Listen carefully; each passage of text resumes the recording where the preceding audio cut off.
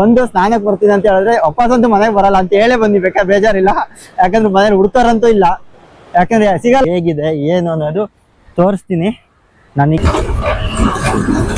Cadbury's ನಾನೇ ನಡೆದಿದ್ದೆ ದಾರಿ ಬರ್ತಾ ಇದ್ದೀನಿ, ತಾಕತ್ತಿದ್ರೆ ಕಟ್ಟಾಕು.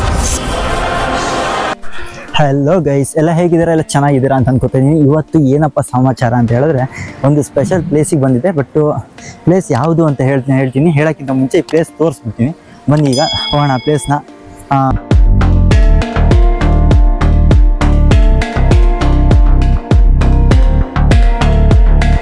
ಮೇಕೆದಾಟಿಗೆ ಹೋಗ್ತಾ ಇದ್ದೀವಿ ಈಗ. ಮೇಕೆದಾಟು ಯಾವ ಥರ ಇದೆ, ಹೇಗಿದೆ, ಏನು ಕತೆ ಅನ್ನೋದು ನನಗಂತೂ ಆ್ಯಕ್ಚುಲಿ ಗೊತ್ತಿಲ್ಲ. ನಾನಂತೂ ಫಸ್ಟ್ ಟೈಮ್ ಎಕ್ಸ್ಪೀರಿಯೆನ್ಸ್ ಮಾಡ್ತಾ ಇರೋದು ಮೇಕೆದಾಟಿಗೆ. ಈಗ ನೋಡೋಣ. ಮತ್ತು ಇಲ್ಲಿ ಬಂದು ಈಗ ಪ್ರೈವೇಟ್ ಗಾಡಿಗಳು, ನಮ್ಮದು ಕಾರ್ ಆಗಿರ್ಬೋದು ಅಥವಾ ಬೈಕ್ ಆಗಿರ್ಬೋದು, ಯಾವುದ್ರಲ್ಲೂ ನಾವು ಇದನ್ನು ಹೋಗೋಕ್ಕಾಗಲ್ಲ. ಯಾಕಂದರೆ ಇವ್ರದ್ದು ಪ್ರೈವೇಟ್ ಬಸ್ಗಳಿದೆ, ಆ ಬಸ್ಸಲ್ಲೇ ಹೋಗ್ಬೇಕಾಗತ್ತೆ. ಬನ್ನಿ ಇನ್ನೇನು ಹೋಗೋಣ ಒಳಗಡೆ, ನೋಡೋಣ ಯಾವ ಥರ ಇದೆ ಪ್ಲೇಸ್. ನಾನಂತೂ ತುಂಬ ಎಕ್ಸೈಟ್ಮೆಂಟಲ್ಲಿ ಇದ್ದೀನಿ.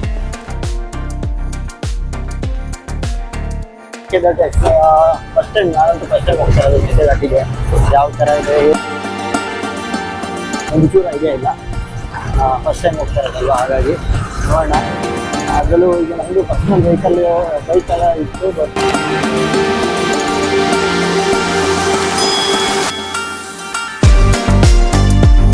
ಅಂತೂ ಸಖತ್ತಾಗಿದೆ. ನೋಡೋಣ, ಇನ್ನೂ ಹೆಚ್ಚು ಕಮ್ಮಿ ಒಂದು ಟೋಟಲ್ ಅಲ್ಲಿಂದ ಈಗ ಒಂದು 7 ಕಿಲೋಮೀಟರ್ ಒಳಗಡೆ ಬರ್ಬೇಕಂತೆ.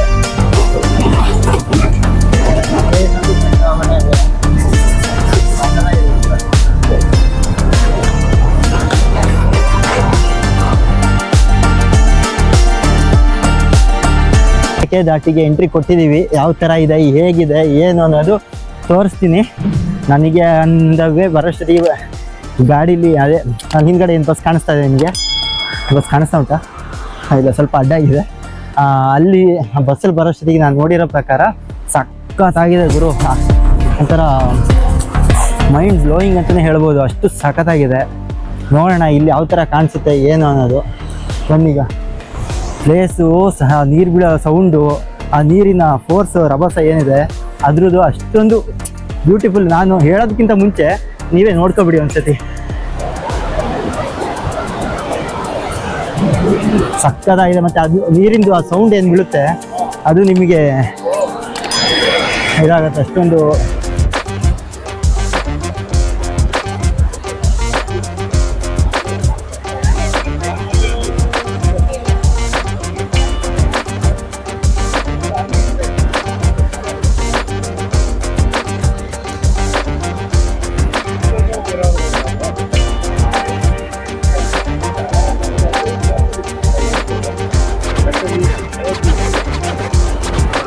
ನೀರಂತೂ ಸಿಕ್ಕಾಪಟ್ಟೆ ಇಲ್ಲಿ ಹೆವಿ ಡೀಪ್ ಇದೆ.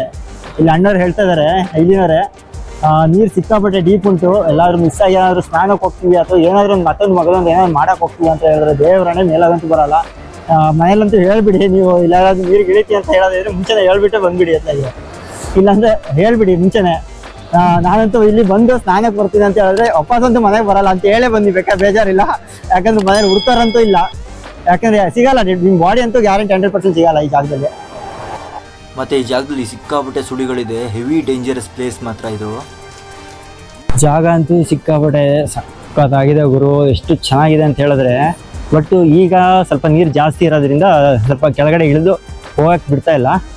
ನೀರು ಸ್ವಲ್ಪ ಕಮ್ಮಿ ಆದಮೇಲೆ ಅಲ್ಲಿ ಏನು ಕೆಳಗಡೆ ಇದಾಗಿದೆ, ಕೆಳಗಡೆ ತನಕ ಹೋಗ್ಬೋದಂತೆ, ಆ ನೀರು ತನಕ ಹೋಗ್ಬೋದು.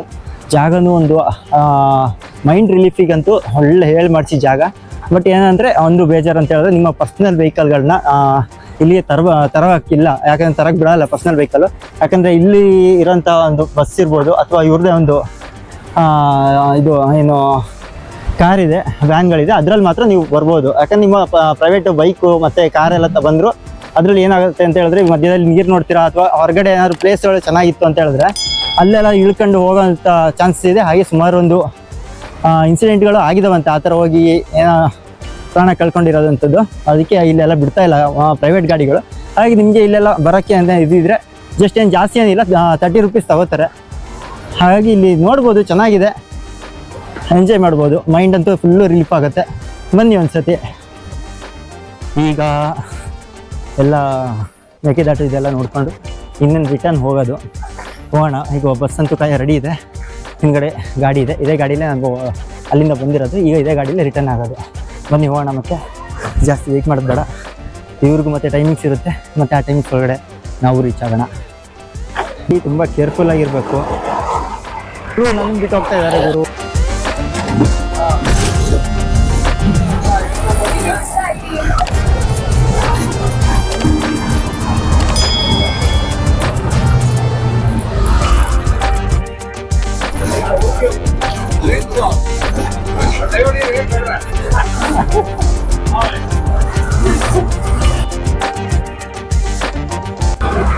ಈಗೆಲ್ಲ ಮೇಕೆದಾಟು ಎಲ್ಲ ಮುಗಿಸ್ಕೊಂಡು ಈಗ ರಿಟರ್ನ್ ಹೋಗ್ತಾ ಇದ್ದೀವಿ. ಈಗ ಇಲ್ಲಿಂದ ಇನ್ನೇನು ನೋಡೋಂಥದ್ದು ಏನಿಲ್ಲ, ಇನ್ನು ಈ ಕಡೆ ಹೋಗ್ತಾ ಸೈಡ್ ವ್ಯೂಸ್ಗಳನ್ನೆಲ್ಲ ನೋಡಬೇಕು. ಆ ಸೈಡ್ ವ್ಯೂಸ್ ಯಾವ ಥರ ಇದೆ, ಹೇಗಿದೆ ಅನ್ನೋದು ನಾನು ತೋರಿಸ್ತೀನಿ. ಅವಾಗಲೇ ನಾನು ಸ್ವಲ್ಪ ಕ್ಲಿಪ್ಪಿಂಗ್ಸ್ ಎಲ್ಲ ನಾನು ತಗೊಂಡೆ.